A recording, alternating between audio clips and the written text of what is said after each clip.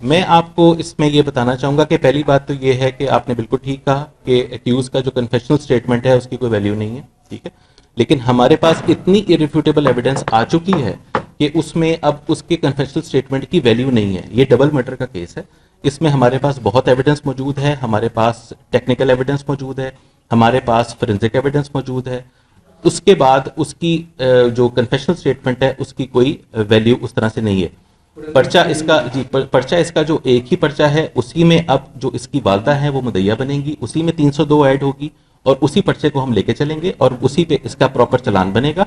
बाकी वो जो बाकी दोनों बॉडीज हैं वो भी उसका 302 इसी में ऐड होगा। तो इसमें बिल्कुल भी ऐसी कोई चीज नहीं है कि इसमें कोई किसी जगह पर जो है ना कोई किसी चीज का फायदा उठाएगा।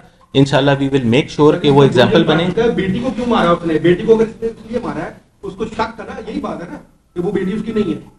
नहीं जी, ऐसी बात नहीं है। ऐसी कोई एविडेंस हमारे सामने अभी नहीं आई है कि वो बेटी उसकी नहीं है।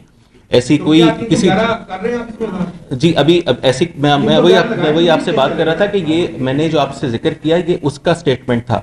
हमारे हिसाब से जितनी हमारी तफ्तीश है हमारे हिसाब से ये एक प्री मेडिटेटेड मर्डर है, ठीक है ना जी। ये ऑनर किलिंग का केस नहीं है। हम उसको मुल्जिम को किसी भी तरह का फायदा नहीं उठाने देंगे इस चीज का, ये ऑनर किलिंग क्लेम करके। ये हमारे हिसाब से जितनी हम अब तक हमने तफ्तीश की है ये प्री मेडिटेटेड मर्डर है और हम इसको उसी हिसाब से आगे लेके चलेंगे।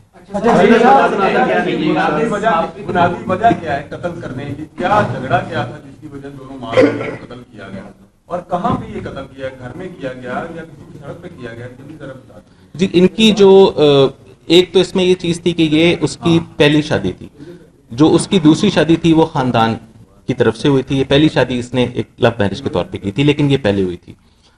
एक तो इनकी सोशल एक्सेप्टेबिलिटी उस तरह से नहीं थी, इनका मिलना जुलना इसके खानदान के साथ नहीं था, इस चीज का भी उनको रंज रहता था। फिर इनको एक देरीना झगड़ा जो इनका कुछ अरसे से चल रहा था वो ये था कि इसकी जो ये बीवी थी जो मकतूला थी वो इससे डिमांड करती थी कि मुझे घर लेके दो। तो वो एक चीज चल रही थी जिसके ऊपर वो बार बार लड़ाई होती थी और वो लड़ाई एब्यूसिव लेवल तक चली जाती थी, जिसमें जो हमें अब जो मकतूला है उसके जो वालदा और उसकी बहन की तरफ से जो बातें पता चली हैं जो ये था कि वो मारपीट बहुत ज्यादा होती थी उसकी वजह से। तो ये एक इनका झगड़ा चल रहा था और उसमें पहले इनिशियली ये था कि जो बकौल मुल्जिम का स्टेटमेंट है कि पहले उसकी जो बेटी है वो साइड नहीं लेती थी, लेकिन अभी कुछ अरसे से उसकी बेटी ने माँ की साइड लेना शुरू कर दी थी। तो इस वजह से ये बेसिकली इसकी वजह जी कत्ल आपने सवाल किया कि कत्ल अभी तक की जो हमारी तफ्तीश है उसके मुताबिक कत्ल गाड़ी में ही किया गया। रिंग रोड के ऊपर एयरपोर्ट के करीब कत्ल किया गया। अच्छा ये जो सैंपल मिले हैं आप उनको क्रॉस मैच कैसे करेंगे? उनकी बॉडी तो गल चुकी थी जी, उनकी वो क्रॉस मैच जब तक नहीं होगा तब तक पीएफएसए की रिपोर्ट नहीं आ सकती। जी मैं आपको वही अर्ज कर रहा हूँ कि जो क्रॉस मैचिंग होती है वो उसकी वालदा के सैंपल हमारे पास मौजूद है, वालदा के साथ क्रॉस मैचिंग हो जाती है और वो हमने जी हमने उसकी वालदा के सैंपल में आपको जो मकतूला है उसकी वालदा के सैंपल मौजूद है और वो क्रॉस मैचिंग हो जाती है। उन्होंने बेल बिफोर अरेस्ट करा के रखी थी। एक तो ये क्लियर कर दे कि उसका कब का टाइम था और आपने फिर किस कैपेसिटी में इनको गिरफ्तार किया। अगर कोई और मुकदमा दिया है तो वो किस जुर्म का मुकदमा दिया है। और जो इन्होंने कालाशाह काकू वाली जो कार्रवाई वहां भी जो है 174 की कार्रवाई हुई यहाँ भी हुई है और टेक्निकली और वैसे भी कोई प्रोफेशनल पुलिस अफसर कहीं भी लगा हो वहां पर जवान लड़की या औरत की जब डेड बॉडी मिलती है वो फौरन उसको वो पोस्टमार्टम के लिए भिजवाते हैं कि खुदा न खास्ता कोई रेप या ऐसा एलिमेंट ना हो, चाहे वो लावारिस भी हो। ये दोनों थानों में नेग्लिजेंसी है या इनको मैनेज किया? जी इसमें आपने जो दूसरी बात की मैं उसका जवाब पहले दे देता हूँ। दोनों जगहों पर पोस्टमार्टम किया गया है लेकिन बॉडीज की कंडीशन इस तरह की थी कि उसमें कंक्लूसिव, जिस तरह मैंने पहले अर्ज किया कि उसमें कंक्लूसिव कोई कॉज ऑफ डेथ डिटरमिन नहीं किया गया। 302 का पर्चा तभी दिया जाता है जब अननेचुरल कॉज ऑफ डेथ होती है जिसमें मर्डर सस्पेक्टेड होता है। तो वो जो दूसरी बॉडी जो शेखुपुरा में मिली वहां उसकी तो कंडीशन ऐसी थी कि उसकी मेडिकल उसमें कोई भी चीज वो एडवांस स्टेज ऑफ डीकम्पोजिशन में थी। तो उस दोनों के अंदर कॉज ऑफ डेथ डिटरमिन नहीं किया गया और वो पीएफएसए रिपोर्ट की बेसिस के ऊपर ही फिर आगे पुलिस चलती है और उस पर ही डॉक्टर डिटरमिन करता है कि कॉज ऑफ डेथ क्या है, अननेचुरल है तो फिर उस पर आगे प्रोसीड करेगा। पहला सवाल सॉरी आपका क्या था? जी बिल्कुल जी इस मुकदमे में उसने, क्योंकि ये भी एक साइन था कि उसने जब उसको पता चला कि पुलिस के पास इतने शवाहिद आ गए हैं कि अब उसके बचने का चांस कम है तो उसने बेल बिफोर अरेस्ट कराई। एक और मुकदमा दर्ज हुआ था इसके खिलाफ, क्योंकि इसने कहीं धमकियां भी दी थी जो इसकी वालदा की, जो इसकी वाइफ की जो फैमिली थी, वालदा को। जी, वो भी हमारा बरकी थाने का ही मुकदमा है, वो बरकी थाने का मुकदमा है। तो उसमें हमने इसको गिरफ्तार किया और उसके अंदर ही फिर सारे ये इंकशाफात इस तक किए।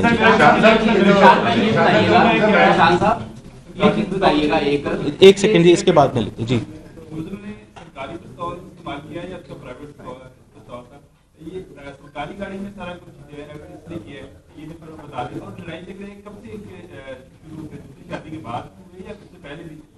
जी, ये एक तो पहली बात आपने बात की पिस्तौल की, तो वो अभी तक जो मुल्जिम का स्टेटमेंट है वो ये है कि उसने प्राइवेट पिस्तौल इस्तेमाल की है। सरकारी गाड़ी के अंदर, ऑब्वियसली सरकारी गाड़ी थी वो, उसके अंदर वो सारा ये वकूआ हुआ है और उसमें उसने प्राइवेट अपना पिस्तौल इस्तेमाल किया है। दूसरा, आपने लड़ाई झगड़े की बात की, तो शादी को तो उनके काफ़ी 20 साल हुए हुए थे और जो दूसरी शादी है उसको 18 साल हुए हुए थे, तो वो तो एक लंबा हिस्ट्री है।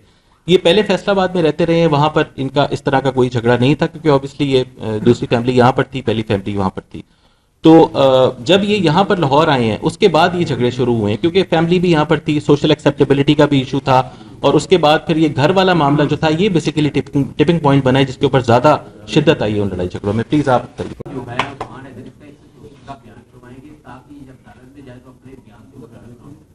ये बता दीजिएगा।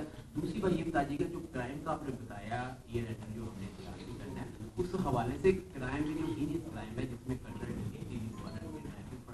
उसमें कितने फीसद का?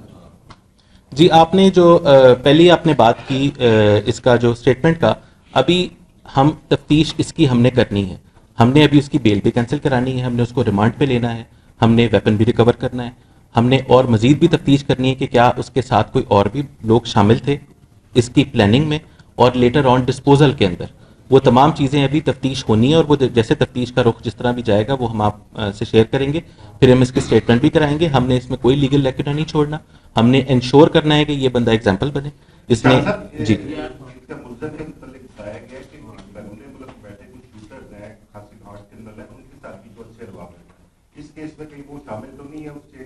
जी, इस केस में ऐसी कोई चीज हमारे सामने नहीं आई है कि कोई शूटर इस्तेमाल हुआ हो। इस केस में जो एविडेंस हमारे सामने साइंटिफिक एविडेंस, फोरेंसिक एविडेंस थी, उसकी बेसिस पे जब हमने उसको कन्फ्रंट किया है तो वो उसकी जो स्टेटमेंट है वो भी कंसिस्टेंट है उसके साथ। इसमें कोई जी साहब का ताल्लुक अच्छा है, अब शूटर के साथ दरूने पर बैठे हैं, उन्होंने कोई अपना डेड बॉडी जो है उनको हेल्प आउट किया हो इस मामले में? नहीं जी, ऐसी कोई चीज सामने नहीं आई। हमने जियो फेंसिंग भी इसकी कराई थी और प्रॉपर उसका जियो फेंसिंग का रिकॉर्ड हमने उसको असर्टेन किया, एनालिसिस किया, उसके अंदर और कोई ऐसे नंबर्स, सस्पिशियस नंबर्स नहीं आए कि जिससे ये साबित हो सके कि वहां पर और भी उस वक्त कोई इन्वॉल्व था। लेकिन ऑब्वियसली ये चीज मजीद तफ्तीश तलब है, जो मैं जिक्र कर रहा था, शूटर्स वाली चीज अभी एसपी को सामने नहीं आई है। लेकिन जी, ये जो ब्लाइंड मर्डर होते हैं ना, इनकी लाशें नदी नालियों से मिलती हैं, तो क्या पंजाब पुलिस जो है सेफ सिटी के साथ मिलकर कोई ऐसा अमल नहीं कर सकते कि नालों के इर्द गिर्द जो सेफ सिटी का निजाम है इसको वसी कर दिया जाए, ताकि जो ये मर्डर करते हैं वो समझते हैं बासानी हम इस लाश को नदी नाले में फेंक देंगे और बच जाएंगे। तो ये आपके लिए भी एक इन्वेस्टिगेशन। जी बिल्कुल, ये सेफ सिटी का जो हमारा नेटवर्क है इससे हमें वैसे बड़ी हेल्प मिलती है तमाम मुकदमात की तफ्तीश में, और इसका एक अभी इसको एक्सपेंड करने का भी प्लान है। अभी आपको पता है कि इस पंजाब हुकूमत ने पूरे पंजाब में इसका नेटवर्क फैलाया है। हम लाहौर की बात करते हैं तो यहाँ पर भी लाहौर की हद तक भी अभी हमारे पास काफ़ी जो हमारी अहम शाहराएं हैं वो तो कवर्ड है, लेकिन इस तरह की बहुत सारी जगह हैं जहाँ पर अभी प्लानिंग है कि उसको एक्सपेंड किया जाए। आइडियली स्पीकिंग तो ये पूरे शहर में होना चाहिए और इस पे काम भी हो रहा है